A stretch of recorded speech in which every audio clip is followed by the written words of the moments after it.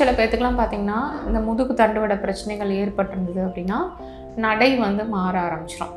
நடை வந்து கோணி நடப்பாங்க சில பேர் பார்த்திங்க அப்படின்னா ஒரு காலை வந்து இழுத்து நடப்பாங்க. நம்மளுக்கு டிஸ்க் பல்ஜ் ப்ராப்ளமோ இந்த மாதிரி ஏதாவது ஒன்று நம்மளுக்கு அதிகமாகிடுச்சு அப்படின்னா காலுக்கு போகக்கூடிய நரம்பு வந்து நம்மளுக்கு ஃபஸ்ட்டு வந்து லேசாக அழுத்தப்படும். லேசாக அழுத்துறப்போ லைட்டாக ஸ்டிஃப்னஸும் பெயினும் வந்து இருக்கும். அதுக்கப்புறம் டிஸ்க் பல்ஜ் ரொம்ப சிவியர் ஆக நம்மளுக்கு நல்ல அழுத்தம் கொடுக்கும்போது என்ன ஆகும்னா நரம்பு வந்து நல்லா நம்மளுக்கு கம்ப்ரெஸ் ஆகும்.